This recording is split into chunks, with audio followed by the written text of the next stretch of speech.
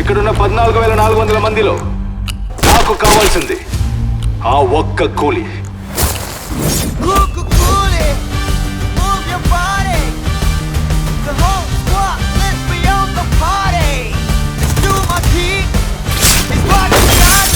ఈ దేవా గురించి తెలిసి కూడా ఏం సాడతావురా?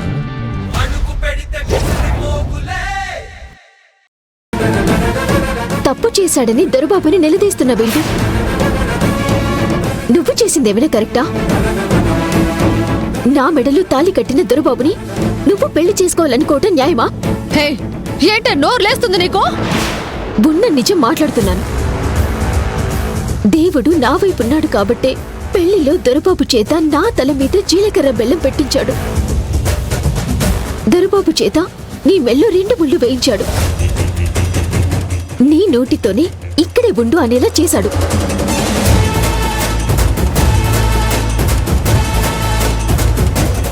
రాజీవ్ నీ మెళ్ళో ఉన్న ఈ తాళిని చూసుకునే కదా నన్ను నిర్లక్ష్యం చేస్తున్నాడు. ఈ తాళే లేకుండా చేస్తే తప్పితే నీకు బుద్ధి రాదే. రాజీవ్ నాకిప్పుడే సొంతం అవుతాడు. శ్రావ్య, వదులు వదులు శ్రావ్య. శ్రావ్య, నా మాట విను. శ్రావ్య, శ్రావ్య, శ్రావ్య వదులు. శ్రావ్య, వద్దు. వద్దు శ్రావ్య, వదులు శ్రావ్య, వద్దు ప్లీజ్ శ్రావ్య. శ్రావ్య, వదులు శ్రావ్య. వదులు శ్రావ్య. శ్రావ్య, వద్దు వద్దు, వదులు శ్రావ్య. శ్రావ్య, వద్దు శ్రావ్య, వదులు.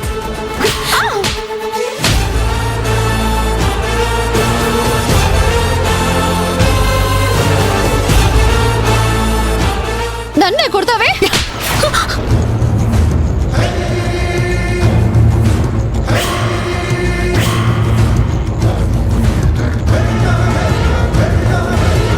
నీకెంత ధైర్యం ఉంటే శ్రావ్యని కొడతావే?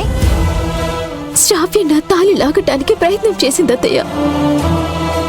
ఆ పెనుగులాటలో అనుకోకుండా కుట్టాను.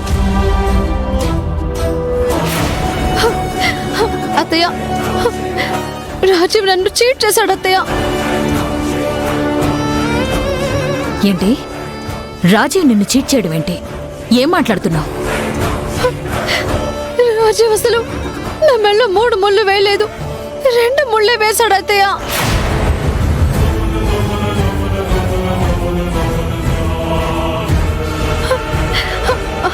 అంతేకాదత్తయ్య, రాత్రి రాజీవ్కి కొట్టిన కరెంట్ షాక్ యాక్సిడెంటల్ గా జరిగింది కాదు. చనిపోవడానికి రాజీవే అది ప్లాన్ చేసుకున్నాడు.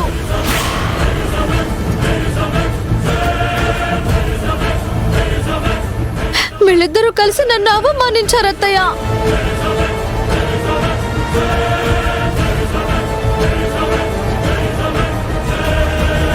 ఎరా రాజీవ్, శ్రావ్య చెప్పింది నిజమేనా?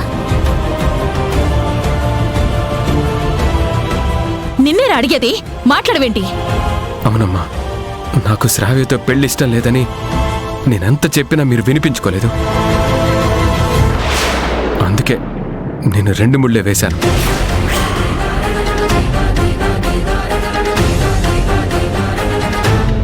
అయినా శ్రావ్యతో కాపురం చేయడం నాకు అస్సలు ఇష్టం లేదమ్మా. అందుకే చావాలనుకున్నాను.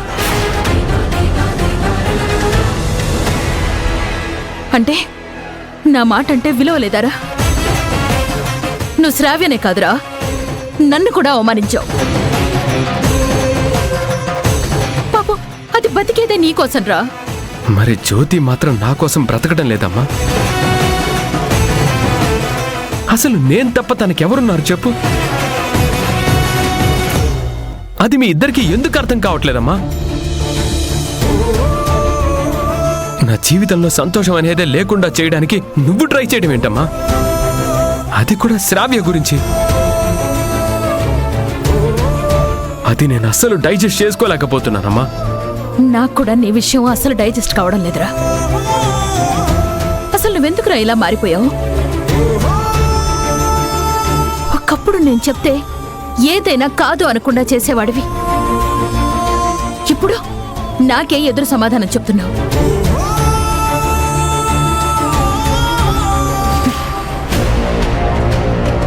అసలు ఇదంతా దీనివల్లే.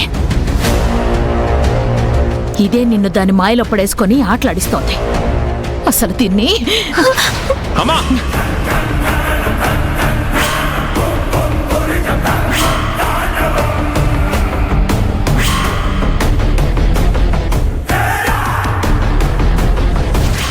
జ్యోతినేమైనా చేస్తే నేను నిమిషం కూడా బ్రతకనమ్మా.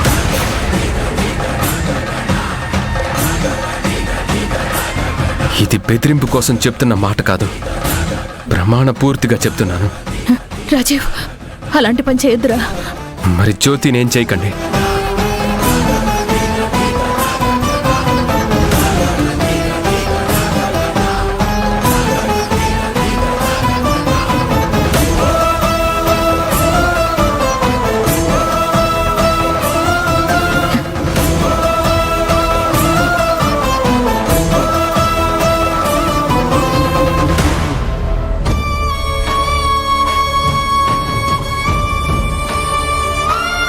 టెన్షన్ పడకు జ్యోతి.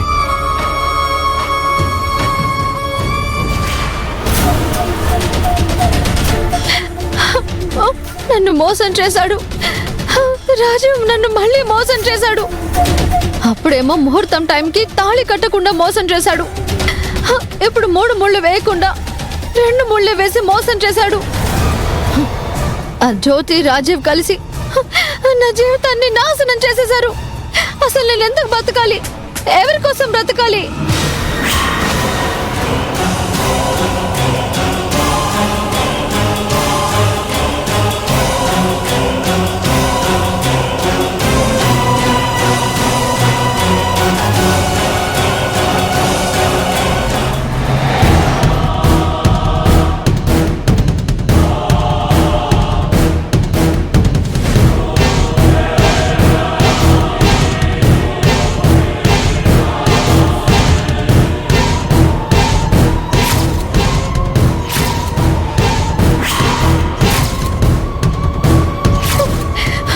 ఈ అవమానం నేను భరించలేను.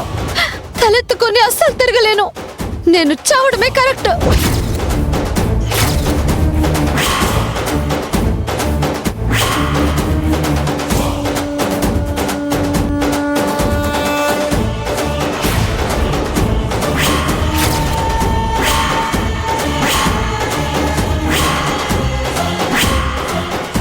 శ్రావ్య, శ్రావ్య, శ్రావ్య, ఏంటి ఏం చేస్తున్నావు? నీకేమన్నా పిచ్చి పట్టిందా? వదలండి అత్తయ్య, నేను శ్రావ్య! చావాలి. రాజీవ్కి ఇష్టం లేదని తెలిసాక నేను బ్రతికుండలేను అత్తయ్య. శ్రావ్య, నేను అఫీషియల్ గా కోడల్ని కానప్పుడు నేను ప్రాణాలతో ఉండలేను. శ్రావ్య, శ్రావ్య, వదలండి అత్తయ్య. నీకేమన్నా పిచ్చా? ఆగు. శ్రావ్య, శ్రావ్య, శ్రావ్య, శ్రావ్య. జ్యోతిని రాజు పెళ్లి చేసుకున్నాడని తెలిసి కూడా నాకు ఆ ప్రేమ దక్కాలని, రాజీవ్ నా సొంతం కావాలని ప్రాకులాడాను. ఇంకా మీ కొడుకు నాకెప్పటికీ సొంతం కాడు. నేను చావాలి. వద్దు శ్రావ్య, నా మాట విను. నీకు నేనున్నాను కదా, నీకు నేను న్యాయం చేస్తాను. ఫస్ట్ నువ్వు దిగు. లేదత్తయ్య, నా జీవితానికి రాజీవ్ దక్కే యోగం లేదు. శ్రావ్య, నన్ను చావనివ్వండి. శ్రావ్య, నువ్వు దిగు. ఫస్ట్ దిగు.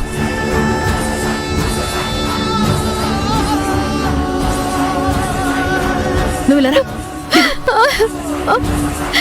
ఎందుకత్తయ్య నన్ను చావకుండా ఆపుతున్నారు?